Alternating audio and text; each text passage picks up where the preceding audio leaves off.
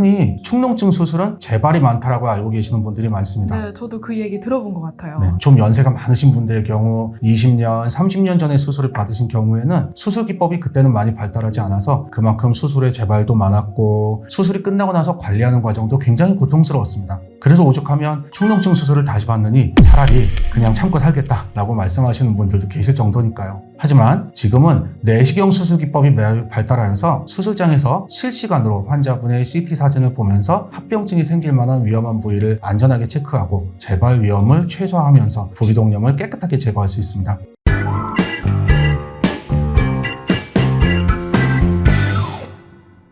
안녕하세요. 하이다 건강 전문 아나운서 김다인입니다. 평소에 콧물이나 코막힘, 또 재채기로 고생하시는 분들 많으시죠? 이렇게 단순히 비염이 있다고만 생각하시고 약국에 가서 비염약을 드셔도 쉽게 낫지 않는 경우가 빈번한데요. 이때 병원에 가서 더 정확한 검사를 받고 진단받게 되는 게 바로 축농증입니다. 그래서 오늘은 축농증에 대한 다양한 이야기 나눠보려고 하는데요. 김영효 이비인후과 김영효 원장님과 함께 하겠습니다. 원장님 안녕하세요. 네, 안녕하세요. 네, 원장님 시청자분들께도 본인 소개 부탁드립니다. 네, 안녕하세요. 김영효 이비인후과 원장 김영효입니다.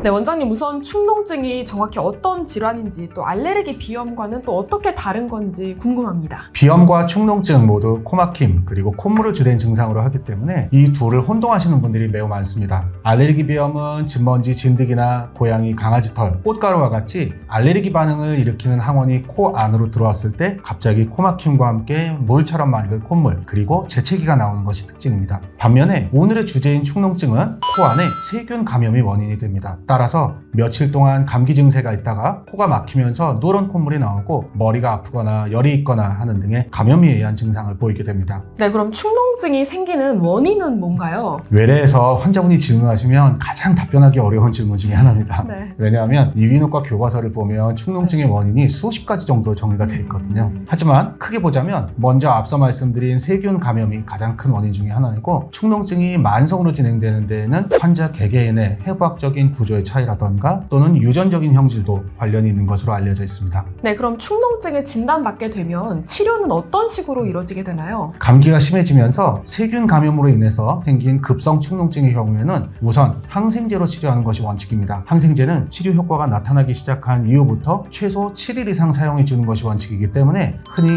열흘에서 2주 정도는 항생제를 복용해야 한다고 설명을 드립니다. 이 과정에서 항생제에 내성이 있는 경우에 다른 항생제로 바꿔가면서 치료를 계속 진행하는데요. 이러한 내과적 치료에도 불구하고 증상이 지속되고 낫지 않거나 합병증이 지속되면 수술을 고려하게 됩니다. 약물 치료나 수술 이외에도 코를 생리식염수로 세척해주는 코세척이라든지 흔히 알레르기 비염에 사용하는 것으로 알고 계시는 스테로이드 비강 스프레이 같은 약물들도 도움이 됩니다. 네, 축농증 수술을 고려하시는 분들도 있잖아요. 네. 그러면 수술은 어떻게 하는 건가요? 그리고 또 수술을 받게 되면 완치가 되는지도 궁금합니다. 네, 축농증은 코 주변에 공기로 가득 차 있는 공간, 이 부비동이라고 하는 곳에 염증이 발생하는 것인데요. 따라서 이 부비동 내의 염증을 내시경을 이용해 제거해 준다고 해서 부비동 내시경 수술이라고 부릅니다. 환자가 수면 마취 혹은 전신 마취가 되어 있는 상태에서 내시경을 이용해서 코 안을 들여다보면서 물혹이나 염증이 있는 조직을 제거를 하고 염증이 차 있는 부비동 입구를 넓게 개방을 해주어서 추후에도 환기가 잘 될수록 해주는 그런 수술적인 과정입니다.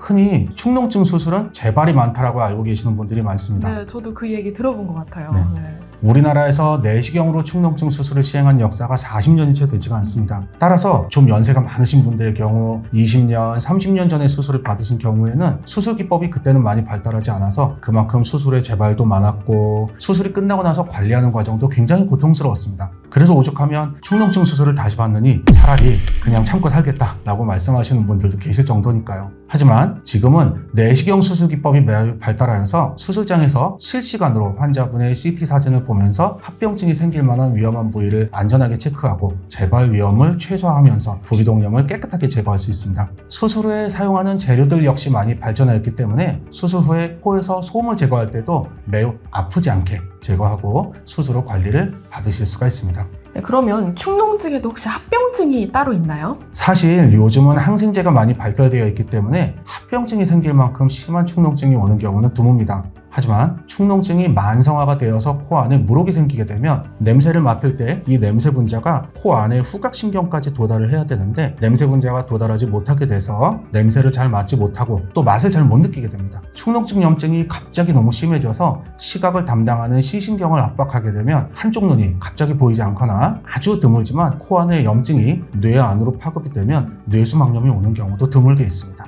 네, 이렇게 축농증의 증상과 원인, 치료법까지 자세히 이야기 나눠봤는데요. 원장님 오늘 말씀 너무 감사합니다. 감사합니다. 네, 이렇게 비염인이라면 한 번쯤은 내가 혹시 축농증은 아닐까 하셨던 분들 많으셨을 것 같은데요. 오늘 축농증에 대해서 확실하게 알고 갈 수 있지 않을까 싶습니다. 네, 저희는 다음 시간에도 건강한 소식으로 찾아뵙겠습니다. 지금까지 김용효 이비인후과 김용효 원장님과 아나운서 김다인이었습니다. 감사합니다. 감사합니다.